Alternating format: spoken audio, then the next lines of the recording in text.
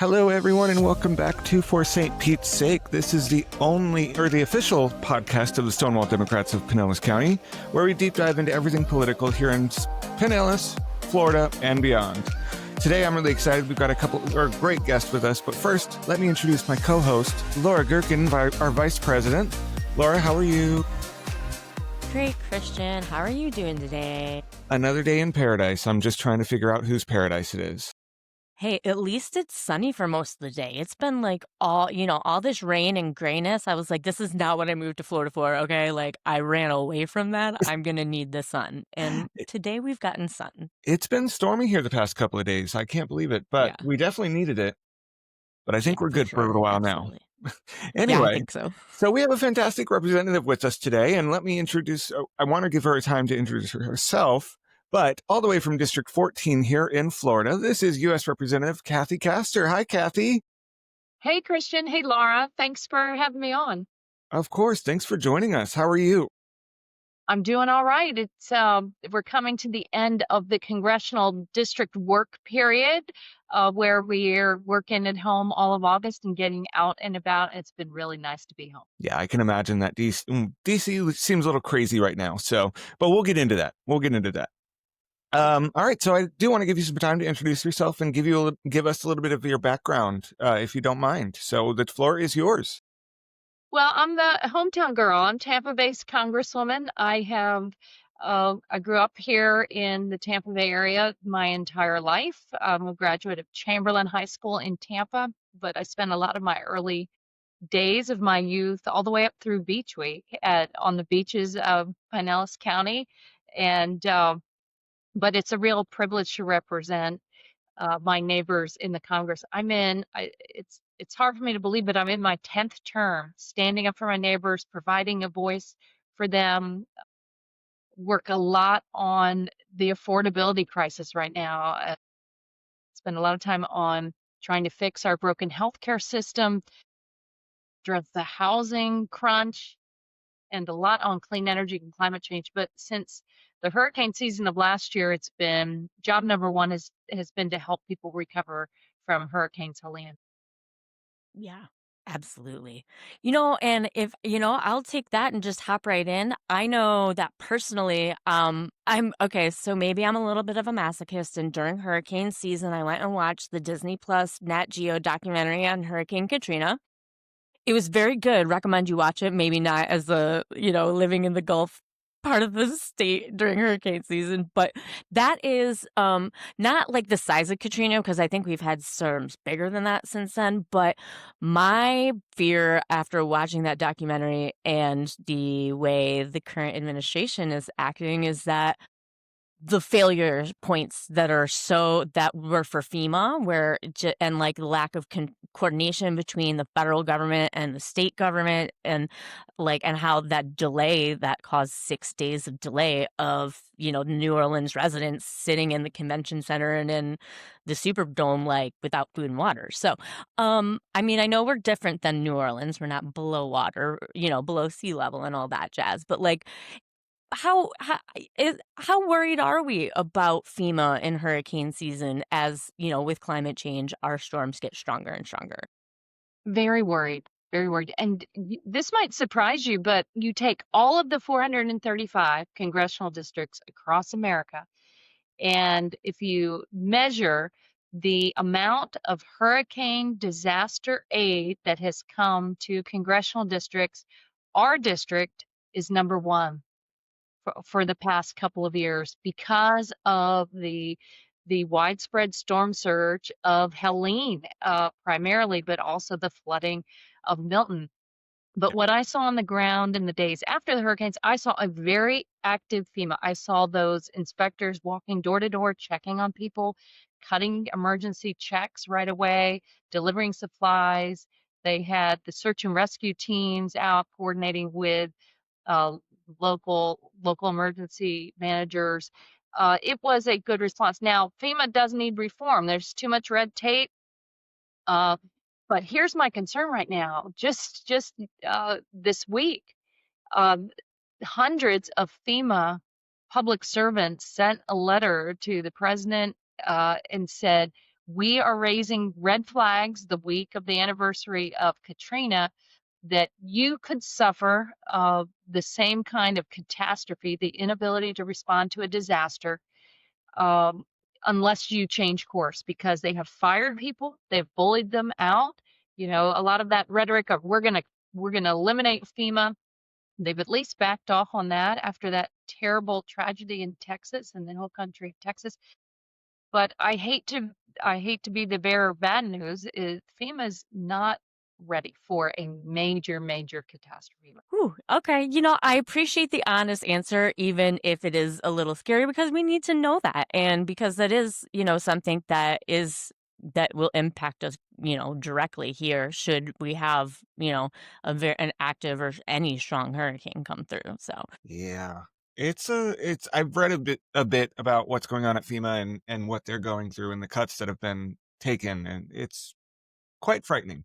As someone who has lived here in Florida my entire life, I am the hometown boy, if you want to call it. I've seen the devastation of Katrina and what that did to New Orleans and how that affected us here. And then I've seen the storms after that. Like you said, Helene and Milton last year really took a toll on us. We didn't get the worst of it, but we definitely it hurt. So to hear that we're not fully ready is quite worrying. But I know you guys are doing everything you can, and that we just have to be prepared and we have to do our own things. I mean, we are fortunate, Florida, because we've experienced so many of these storms. We have pretty good emergency managers across the state and locally, but there's just no substitute for that major partner of FEMA to come in when local resources are strapped, when you lose electricity and the tankers can't come in to deliver gas. Could you believe it? Last year you saw people, law enforcement guarding gas stations with yeah. weapons.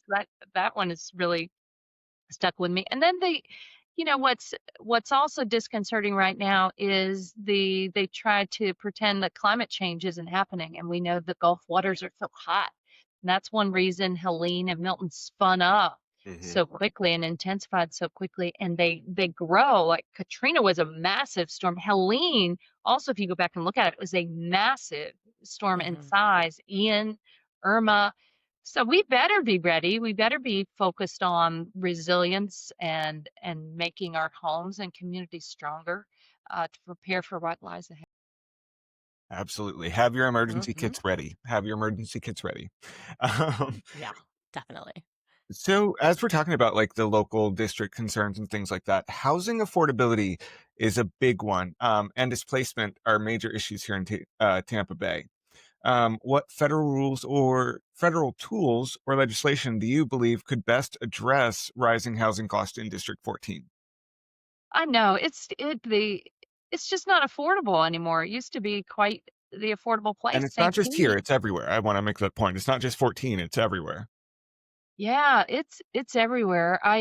Growing up here, it was pretty darn affordable, and our wages lag behind, and now our wages are still lagging behind, but things are really expensive. So I try to use every avenue through federal policy to help lower cost, whether that's helping get more funds back down for rental assistance for first-time home buyers, to help the city of St. Pete, who's done a lot to try to build more housing. I have an earmark right now to turn the Ed White Hospital to help them turn it into senior housing, as a lot of those neighbors are being pushed out of expensive condos. So Elaine DeGregory write about that great Innovare there that has taken a lot of the unhoused off the streets to put them into housing. Uh, Now it's recently supported the low income housing tax credit that incentivizes builders to build multifamily with affordable rents for a change. I like what the city of St. Pete is doing on YIMBY, on trying to get more accessory dwellings allowed. Um, and then I'm really focused on transit too, the expansion of the Sunrunner, because if you can get to your job or to St. Pete College in an affordable way, then you know, you don't have to carry car insurance. Oftentimes you can maybe just have one vehicle in the household. And I think transit is critical to making sure people can get around and live affordably too. Yeah, and our public transportation just in District 13 and 14, it's not the greatest. I know in Tampa we have the trolley that goes around downtown and is connected to Ybor, and I know there was some talk about expanding that. I don't know if that's already underway. But I know here in St. Pete, the only thing that we have in terms of public transportation is the bus system and the Sunrunner, and it's not the greatest. So it's good to hear that we're working on that at least. Yeah, they're Now, robots. It's unfortunately become way too partisan. We have to. I don't know why my Republican friends don't like public transit, because where you invest, you often see uh, new small businesses locating there. It lifts people up. They can get to jobs.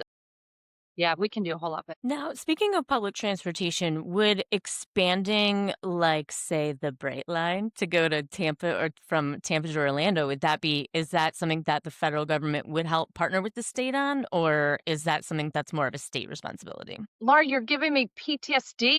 Remember, we had high speed rail. We had it under I President know. Obama that was going to come from Orlando. I know. They were measuring in the I-4 right of way, and that would have been built. That was 2009. Of course, Rick Scott killed it for no good reason. But here we are, what, 16 years later. Yes, Brightline is planning to come across the same right of way. It's a private entity. They do plan to come into Ybor City as the landing spot, and but then what? Then where are people going to go? You're going to have Ubers lined up. You're going to use those little helicopters they're talking about to get across the bay. No, we've got to work on transit connections across the bay. The new director at Tampa International Airport has an idea to have them be a catalyst to get folks across the bay. There's no reason to you arrive here for your vacation at St. Pete Beach, and that you have to get a car. Why? That shouldn't be the way. Absolutely. Yeah, I agree 100%. And they just closed down the ferry, didn't they? Didn't they completely close that down? I think so, yeah.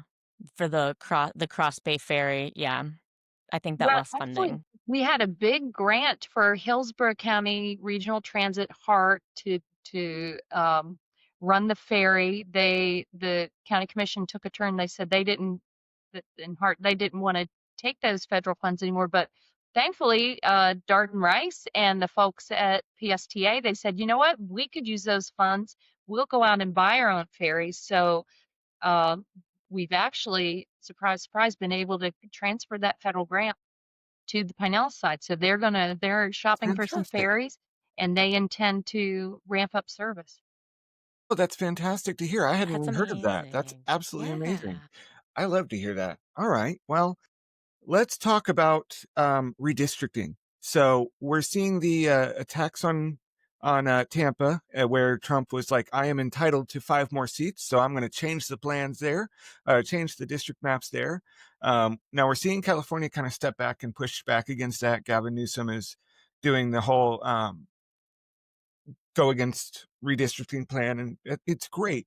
How worried are we about the president coming to Florida and trying to? We already have some of the worst district lines in the country.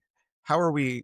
How do you feel about that? Are you worried that he's coming to Florida at all to kind of kick us out again? Yeah, as a matter of fact, Christian, they've already sent that directive to the Florida legislature and Governor DeSantis, and the Florida Speaker of the House has now announced he intends to move forward with a select committee on redistricting. And here's what's going on. You know, the president, he said, I'm going to be elected and I'm going to lower your cost of living. That's what I'm going to do on day one. Well, all they've done is make life more expensive for people. And they've been cruel. They have taken a hatchet to a lot of our civil rights laws, equal protection, his war on LGBT community. you name it. So their policies are very unpopular, and they know they're going to lose the House majority. So what do? Do they change their policies? No. Instead, they say, let's rig the rules of the game. You're not supposed to. I've never heard of you go and do redistricting 5 years in from the census. That's Right. cheating. That's Absolutely. rigging the game. But that's what they did in Texas. So good for Gavin Newsom to respond. And it looks like Mhm. here in Florida, they intend to do that. The legislature will go to committee in October and meet in session in January, February. Okay, so I mean, I guess it was inevitable that, because anything Texas does, just we seem to follow, and then Ohio does it after us.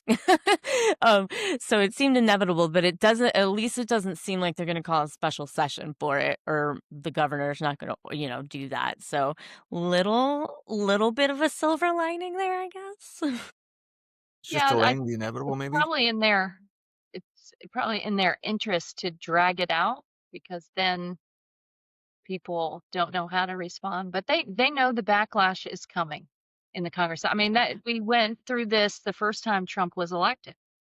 Hmm. Remember, they had the House majority, but people were angry over his policies, the chaos, the confusion, the corruption, and there was a massive backlash, and Democrats took the House majority again, and they know it's coming because look at their big ugly bill, ripping health care away from families, taking away food assistance from veterans and older neighbors and kids, adding $3 trillion to the national debt. These are very unpopular policies. So they know the wave is coming, and they're just trying to cheat the game. Yeah. I mean, and to that end, Florida is seeing the restrictions to voter access, kicking everybody off the mail-in ballot list every year. And now the changes that they've made to school curriculum, limiting what books and how history is being taught. I think I saw the Diary of Anne Frank got removed this week, so that's a little disturbing. What work are you doing to help, to help ensure that all Florida's voices are heard, like, from the LGBTQ community and the Black community and your Hispanic community, all of which are being targeted by the administration. Well, there's what you do on the federal level in Congress, and then what you're doing on the ground practically. So in Congress, we're really trying to pass the John Lewis Voter Rights Act that would update the Voting Rights Act and really get into trying to get big money out of politics. It really has corrupted the whole thing that big corporations have outside voices from the average person. And then on the local level, it's really making sure people are engaged citizens. You're absolutely right, Laura. They said, "Oh, you registered to vote by mail? Well, guess what? You're gonna have to sign up again." Trying to tell folks everywhere we go, get your vote by mail. Make sure you're signed back up. Making sure you know who your elected reps are, that you are communicating with them, encouraging people to run for office, uh, making sure they have the tools necessary to know who's on your side, who's uh, voting for believes in equal rights and non-discrimination, and who doesn't. And sometimes they hope you're not paying attention, don't they? So Oh, absolutely. Yeah, I think we've been like under the flood the zone theory of the case for the last 8 months now. It's like, okay, I need to breathe. Right. And that's definitely what they're doing. They're just trying to get everything that they can to rig the system, like you said, and it's just blatant hypocrisy. It is absolutely blatant hypocrisy. They're them getting mad at what California is doing in response to Texas. I just hope that other governors in the blue states will look at the same thing. I know it's harder for the blue states because we have actually put in, or they have put in for the fair redistricting, but Impartial boards and yeah, whatnot. exactly. Christian, that's a great point. The Florida voters have already spoken loud and clear that they want fair districts. A few cycles ago, we added to the Florida Constitution fair district standards that prohibit the legislature from drawing legislative and congressional districts for a particular candidate and for partisan gain and for racial discriminatory reasons. But unfortunately, that did not stop Governor DeSantis, after reapportionment, from forcing through his map. So we're living under his map right now. So yeah, he's kind of hypocritical to say, oh, it's time to redistrict again when this is the map that he forced. And even the legislature's original maps adhere generally to the fair district standards, but he didn't care. He didn't respect the voters. He didn't respect Floridians enough to follow the law and follow the rules. And now he's trying to rig the game again. Yeah. It sucks, but like I said, I hope that our other blue state governors are ready. So let's go ahead and let's talk about the issues of the LGBTQ community. You've been a consistent ally to the LGBTQ plus community. We're seeing a lot of attacks here in Florida, Texas, Ohio. A lot of the same things where they're banning books for no reason. They're banning pride flags. Florida just made the rule that street murals are illegal. So the street mural that we have here in Pinellas, the Black Lives Matter one, or the Black History Matters one, and then also the intersection with the rainbow crosswalk. They're about to take that down. We just saw them do it in Orlando, right outside the Pulse Memorial. How do you see the role of federal representatives in standing up for queer Floridians right now? It's very important to be outspoken at this moment because I believe everyone deserves to live freedom of live their life free of discrimination. Mhm. No one should be subjected to discrimination. And what I've seen since the Republicans took the majority in the House of Representatives, there's just been an all-out onslaught to roll back the progress we've made on equal rights in America. It's very mean-spirited. They have forced, I would say, almost 100 anti-LGBT votes on the floor of the House right now. Mhm. They've stood idly by while the Trump administration eliminates all sorts of initiatives to promote diversity and civil rights. Look at what they're doing in the Department of Defense. It's wrong. Internationally, they have taken, how sad is it that we used to be the beacon of human rights for the world, and now you can't say that anymore. They don't advocate for human rights internationally. And then, yeah, but it really did. There's nothing more visceral than the mean-spiritedness of going to the Pulse nightclub memorial, um, where a lot of the Republican members and the governor himself, they said, oh, this is an important memorial to the people who lost their lives during that tragedy, 49. And how despicable is it that they go in the middle of the night and paint that over? And then the other part of it is what a colossal waste of time and money. I mean, are there Exactly. not potholes around town to fill in, to use those money? So they're going to waste our tax money going in and painting this over. Why don't they get a transportation infrastructure plan for a change? Democrats focused on improving transit and infrastructure and safer streets and helping the port and modernizing the airport uh, and this is their transportation policy to waste our money on just painting over crosswalks like the beautiful one in St. Pete or Black Lives Matter. So I suggested to Mayor Welch in the city, I think as they prepare to cover Tropicana Field and repair it, I think we do like a massive rainbow covering. What do you Oh think? my gosh, Just that's so such Yeah. an amazing idea.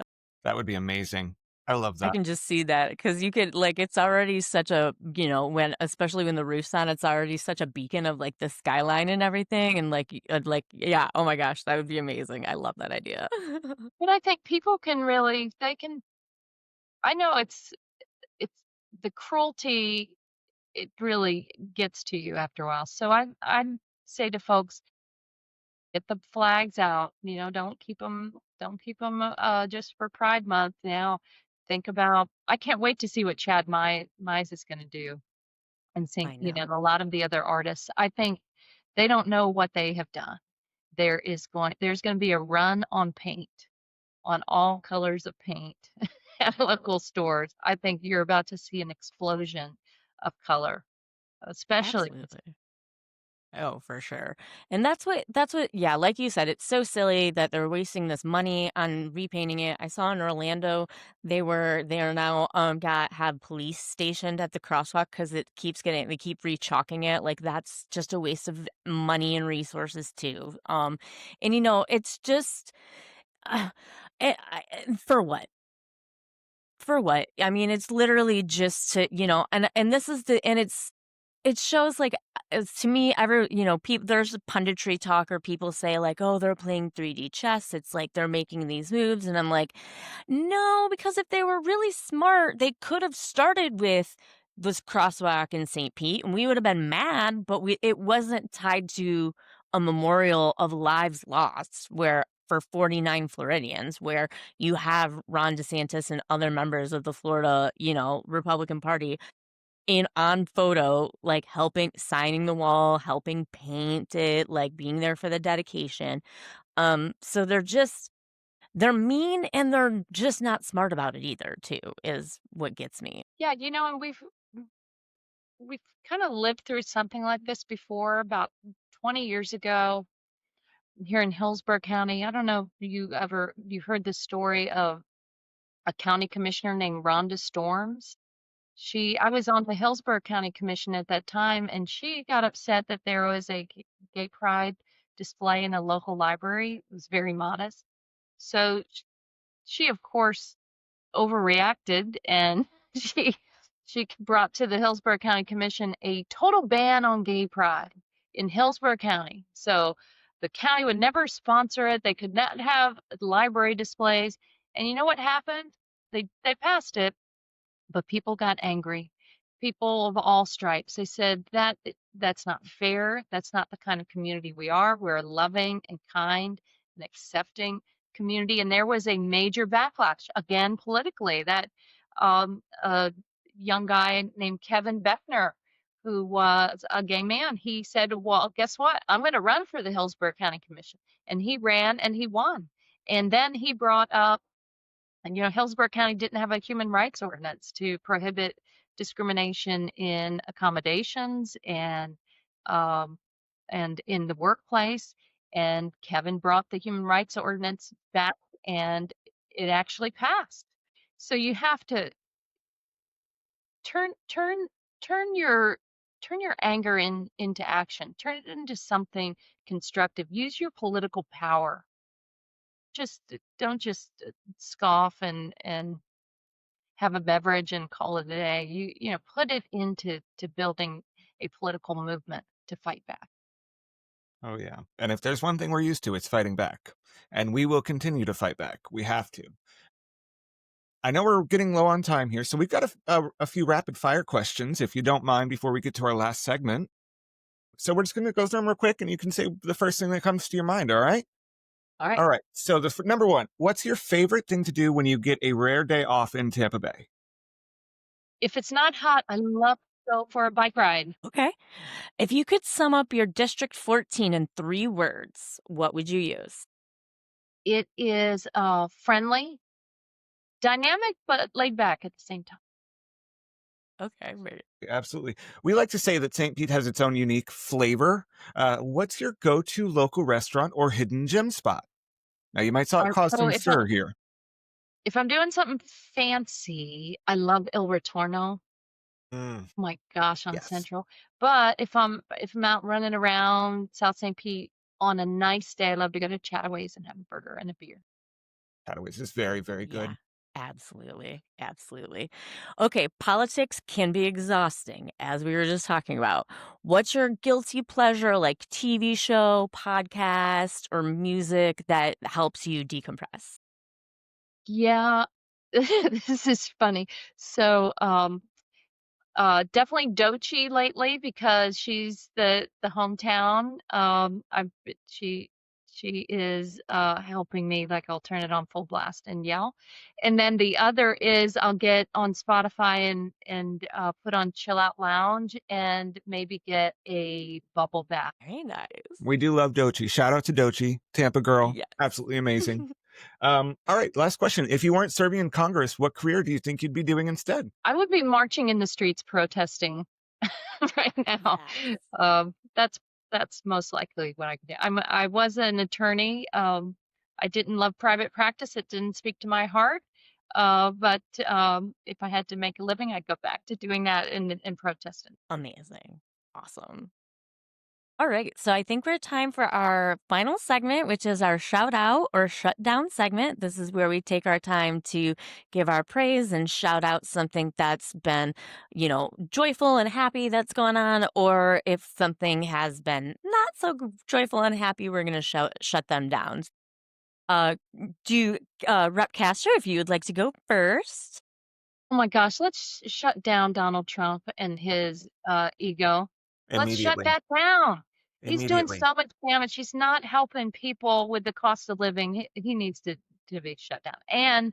But a shout out to all my Tampa Bay neighbors being out and about all of August. I've really loved seeing everybody. So keep the faith. Awesome. Absolutely. Awesome. Laura, if you want to Christian, go do you next. want to go? No, you can go next. Okay. So mine is a combo. First of all, I would like to shout out my very close personal friend Taylor Swift and her engagement.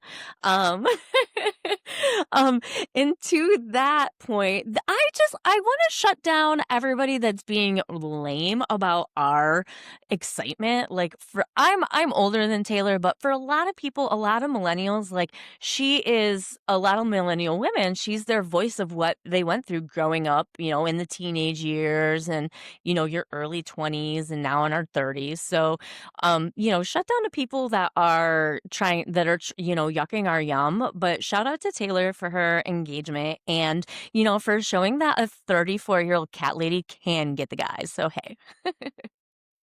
The Swifties are a dangerous group. I don't know if you know about this, but they're more dangerous than the Beehive. I'm scared of the Swifties. I'm scared of the Swifties. All right. They're not dangerous. Oh, y'all are scary. Y'all are scary. I no, I love Taylor, don't get me wrong, but Swifties are scary. All right, then I definitely want to shut down it's a shout out and shut down. So I want to shut down all of the redistricting that's happening in Texas because it's just blatantly racist and blatantly hypocritical. The fact that they're coming here to Florida and they're doing it in a whole bunch of red states, it just needs to be shut down immediately because it's so unconstitutional. It's so petty. It's so just disgusting, and I hate to see it. But I do want to shout out the fight back in California and New York, talking about fighting back after redistricting their stuff. We need the blue state governors, like I said, to step up and really get in the fight because we need every single chance we can to come back next year and take the House back and hopefully the Senate to make sure that we're still a country and a democracy in the next 20 years. Right on, Christian. Absolutely. For sure. Well, this has been so great. Thank you so much, Rep Castor, for coming to us and joining us tonight. It's been absolutely wonderful to have you. We absolutely want to have you back one day. Thank you, Christian. Thank you, Laura. And like I said, keep the faith, everybody. We definitely will. Thank you for joining us. Please remember to like and follow us on Facebook, Instagram, TikTok, and YouTube. We're at For St. Pete's Sake. Subscribe to our podcast wherever you listen. And if you could leave a rate and review to help promote the pod, that would be lovely too. We'll be back next week with more stories from the people that are doing the hard work to make our community better. Until next time, for St. Pete's sake, keep pushing for change.